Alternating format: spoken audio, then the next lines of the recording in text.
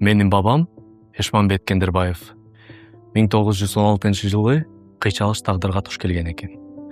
Ал өзүнүн бир туугандарынын, атасынын, энесинин, тууган тушкандарынын Кытайга качканына күбө болуп, бирок өзү Каракол шаарында окууда калат экен.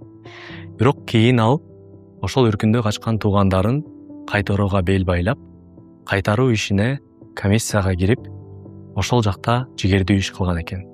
Мен бул тууралуу Гүлзада Абдалиеванын изилдөөсүнөн, анан кийин өзүнүн архивдик документтеринен окуй алдым. Негизи биздин үй бүлөдө үркүн тууралуу эс тутум жашап келет. Менин раматылык атам да бул тууралуу айтар эле. 2 жыл мурун мен эсиндеге келгенде Тосор коому жана эсинде уюштурган үркүндө эскери жүрүштөрүнө катышып калдым. Мен бул жүрүшкө былтыр да катыштым.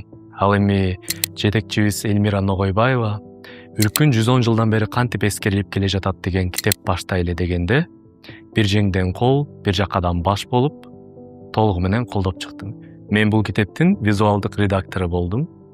Биз дизайнерлер Нагима Абдрахманова, Марина Блинова менен биргеликте 15ке жакын автордук макалалардан турган китепти визуалдаштырып, көркөмдөп дизайнга салдык. Китеп буюрса кызыктуу, кооз болду деп ойлойм. Анын бет ачары 22 майда кечки саат 4-тө Юнус Алиев 80 дарегинде болмокчу. Бул ошол эле малда үркүндө эскерүү кечеси. Биз Куран окуйбуз, эскерүүлөр менен бөлүшөбүз. Андыктан келиңиздер, унутпайлы, эстеп жүрөлү.